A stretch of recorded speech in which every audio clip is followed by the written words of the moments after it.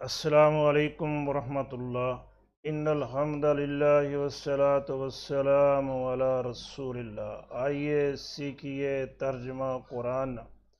آج کا ہمارا سبق ہے سورہ کہف کی آیت نمبر 17 کا ترجمہ۔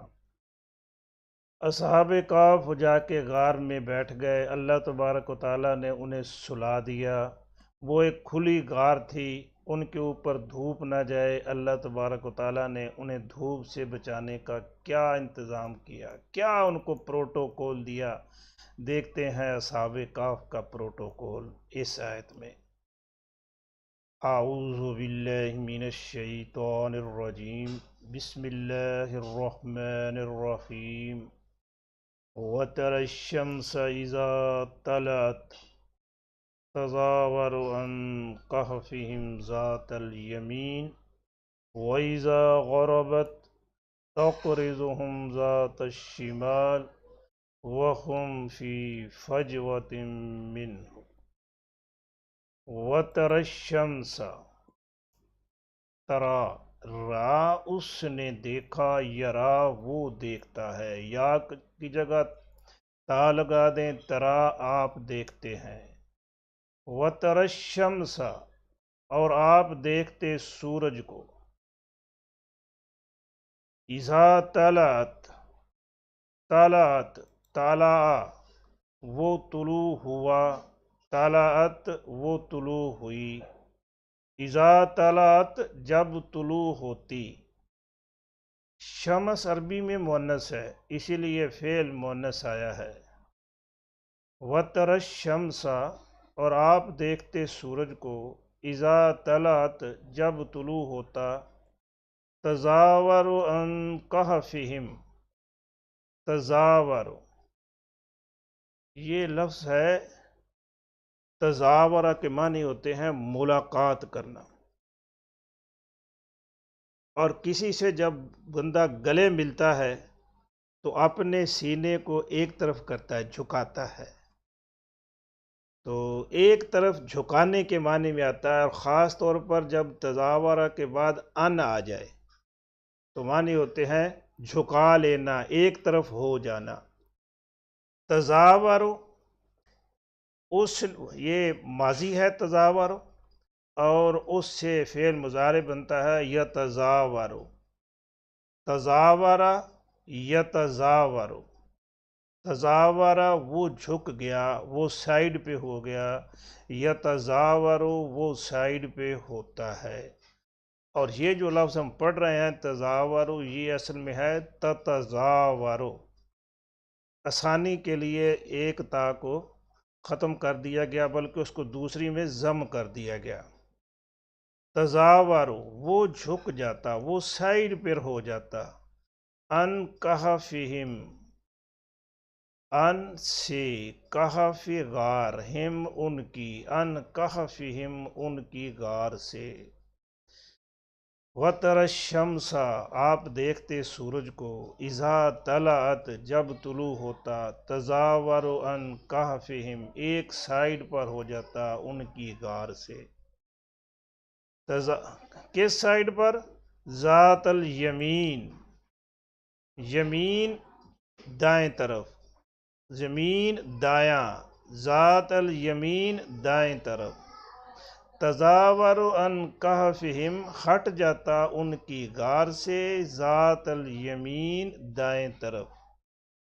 اللہ تبارک و تعالیٰ بھی کیا عظیم ذات ہے، کیا طاقت ہے اس کی، اپنے بندوں کو کیا پروٹوکول دیا ہے کہ ان کی غار جو ہے اس کا دھانا، اس کا منہ کھلا ہے، اب اس میں دھوپ کے جانے کے چانسز ہیں، دھوپ جائے گی تو وہ بیدار ہو جائیں گے۔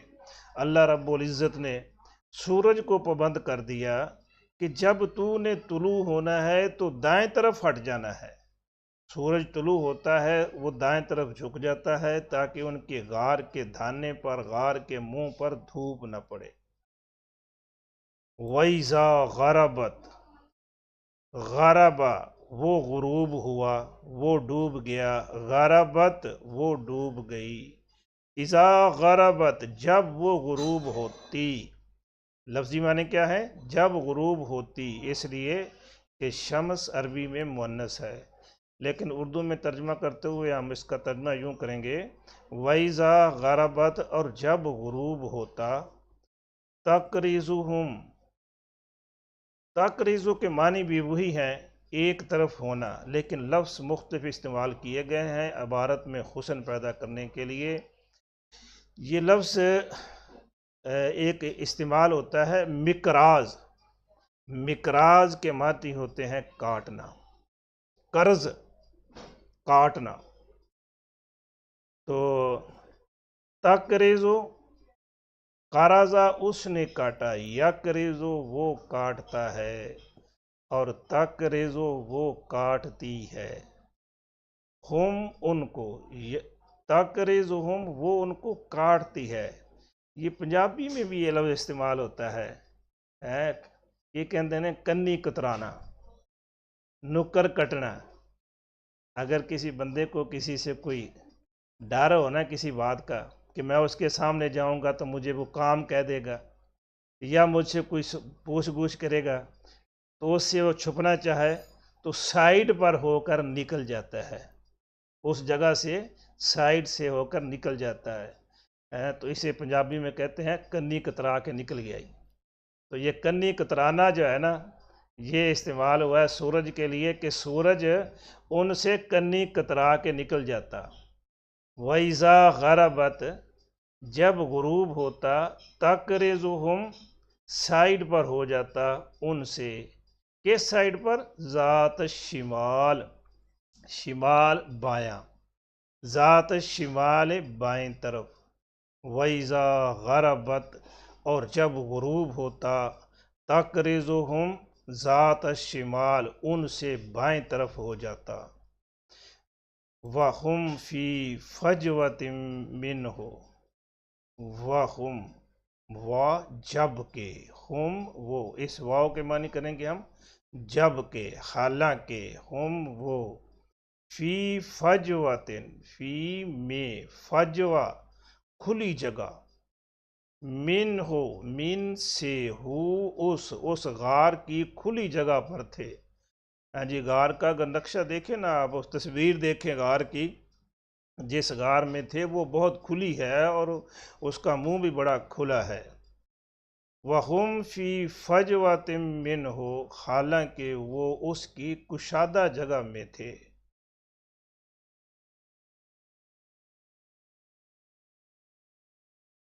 ذَلِکَ مِنْ آیات اللہ، ذَلِکَ یہ، من آیات اللہ، آیات عید کی جمع، نشانی، ذَلِکَ مِنْ آیات اللہ، یہ اللہ کی نشانیوں میں سے ہے۔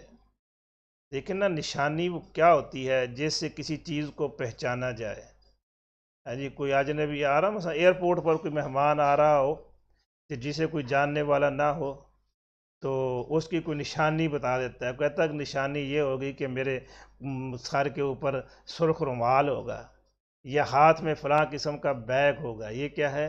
نشانی ہے اس کو پہچاننے کی۔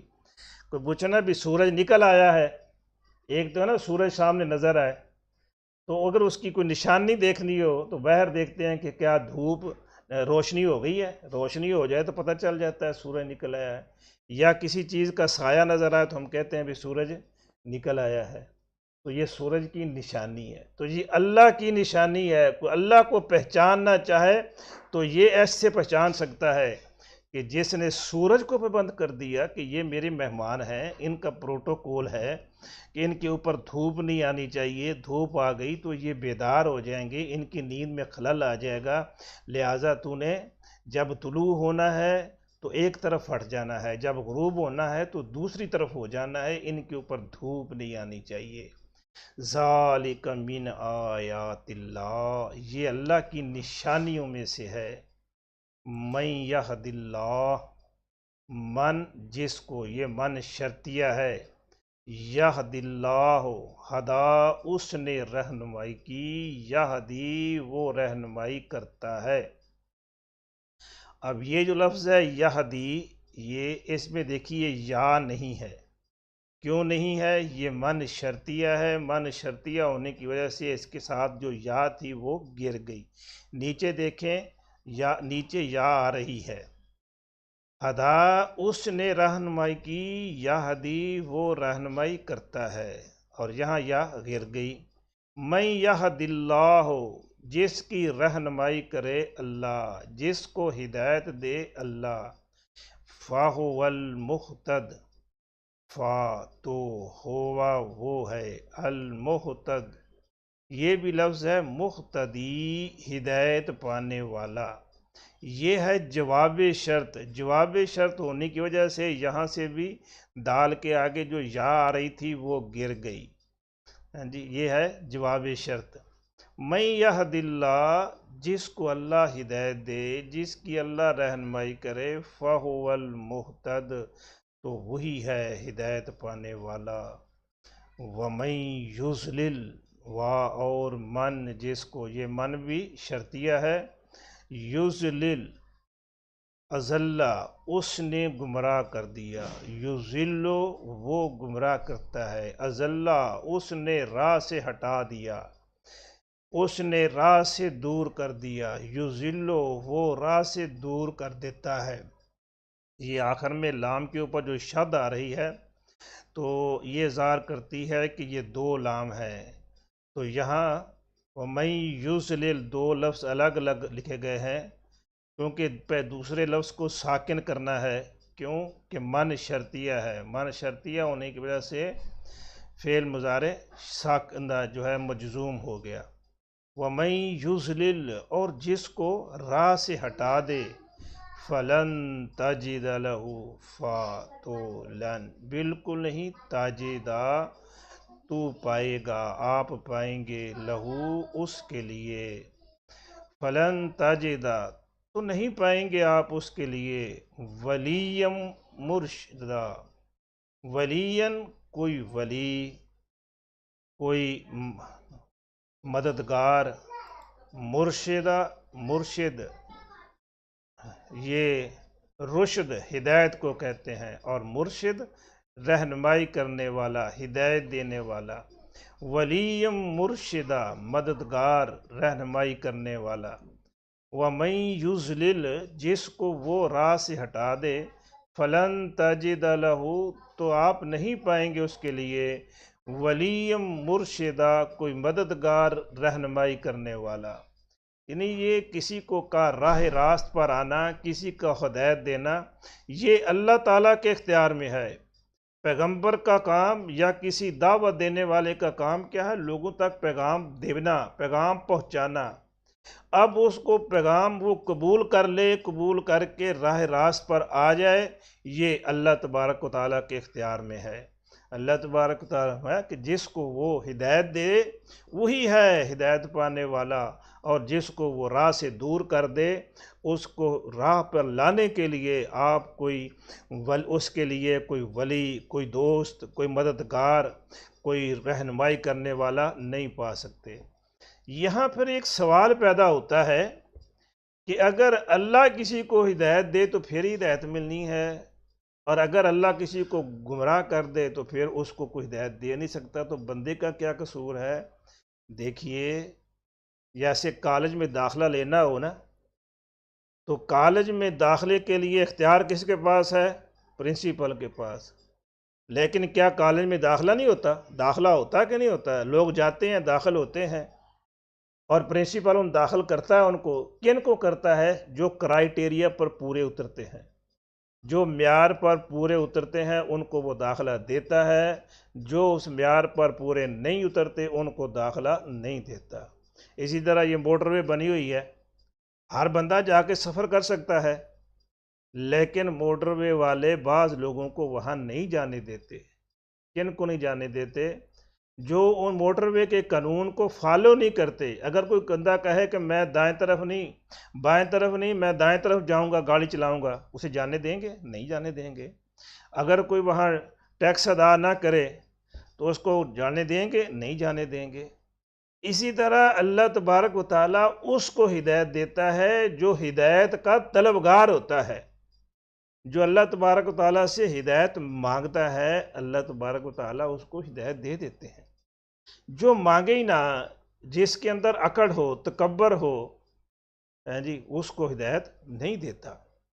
جیسے قرآن مجید کے شروع میں آتا ہے نا، ذالک الکتاب لا ریب فیہ ھدی للمتقین، یہ ہدایت ہے کس کے لیے؟ جو ڈرتا ہے کہ میں جہنم کی آگ سے بچ جاؤں، اللہ کے عذاب سے بچ جاؤں، میں جنت میں داخل ہو جاؤں۔ جو ڈرتا ہے، جس کے اندر خوف ہوتا ہے، ڈر ہوتا ہے، اور پھر طلب ہوتی ہے، اللہ تعالیٰ اس کو ہدایت دیتے ہیں۔ تو یہاں اللہ تعالیٰ کے اختیار کی بات کی جا رہی ہے کہ یہ اختیار اللہ تعالیٰ کے ہاتھ میں ہے، جیسے پرنسپل کے ہاتھ میں ہے اختیار کسی کو داخلہ دے یا نہ دے، اسی طرح اللہ تبارک و تعالیٰ کے اختیار میں ہے کسی کو وہ راہ راست پہ لائے یا نہ آنے دے۔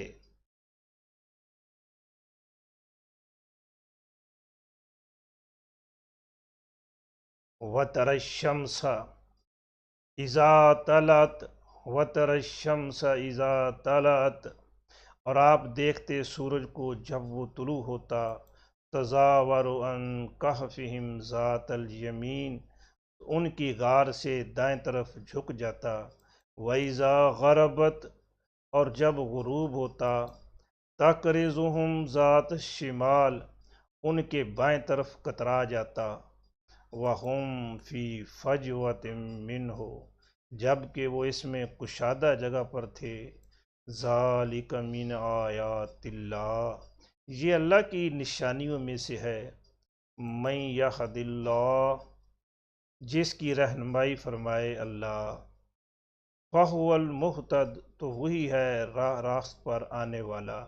ایک طرف دیکھیے کہ بادشاہ ہے، روم کا بادشاہ ہے دقیانوس، اور کتنی اس کے پاس مال و دولت ہے، کتنا بڑا اس کا اختیار ہے، اقتدار ہے، لیکن اس کو ہدایت نصیب نہیں۔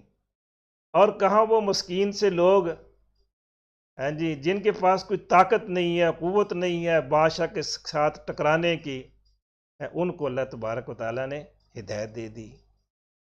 وَمَن یُضْلِلْ، اور جسے وہ راہ سے پرے کر دے، فَلَن تَجِدَ لَهُ وَلِيًّا مُرْشِدًا، فَلَن تَجِدَ، پھر ناممکن ہے کہ آپ پا سکیں اس کے لیے، فَلَن تَجِدَ لَهُ، پھر ناممکن ہے کہ آپ پا سکیں اس کے لیے، وَلِيًّا مُرْشِدًا، کوئی مددگار رہنما۔ ہاں جی، یہ ہدایت اللہ تبارک و تعالیٰ کے ہاتھ میں ہے۔ اسی لیے دیکھ لیں نا، سیدنا نوح علیہ السلام پیغمبر ہیں، لیکن بیٹا مسلمان نہیں ہوا، اور 4 بیٹے ہیں، 4 میں سے 3، ایک نہیں ہوا مسلمان، بیوی مسلمان نہیں ہوئی۔ سیدنا لوط علیہ السلام کی بیوی مسلمان نہیں ہے، کس کے پاس اختیار ہے؟ اللہ تبارک و تعالیٰ کے پاس اختیار۔ ابراہیم علیہ السلام کے باپ دیکھ لیجئے، مسلمان نہیں ہوئے، اور ابراہیم علیہ السلام کا مقام دیکھ لیجئے کتنا اعلیٰ مقام ہے، کہ جب بھی درود کی بات آتی ہے کہ درود پڑھیں نبی کریم صلی اللہ علیہ وسلم پر، تو مثال کس کی دی جا رہی ہے؟ ابراہیم علیہ السلام کی بھی، ایسے رحمتیں کیجئے جیسے ابراہیم علیہ السلام پر کی ہیں۔ لیکن ہدایت کس کے اختیار میں ہے؟ اللہ تبارک و تعالیٰ کے اختیار میں ہے، جس کو چاہے ہدایت دے۔ اللہ تبارک و تعالیٰ سے التجا ہے کہ وہ ہمیں تا دم آخر قرآن و سنت پر قائم رکھے، موت آئے تو اسلام پر آئے، موت کے وقت کلمہ شہادت نصیب ہو۔ وما توفیقی الا باللہ۔ ہاں، ایک ضروری بات، اس آیت میں ہمارے لیے کیا سبق ہے؟ وہ جو سبق ہے نا، آپ نے کمنٹس میں لکھنا ہے، آپ نے جواب دینا ہے اس کا۔ دیکھتا ہوں کہ کون کون اس کا جواب دیتا ہے کہ اس آیت سے ہمیں کیا سبق ملا ہے۔ بڑا اہم چیز ہے، کچھ آپ کو بھی چھوڑنا چاہیے، دیکھنا چاہیے کہ آپ کیا شیئر کرتے ہیں۔ وما توفیق الا باللہ، والسلام، خوش رہیے، خوش رکھیے۔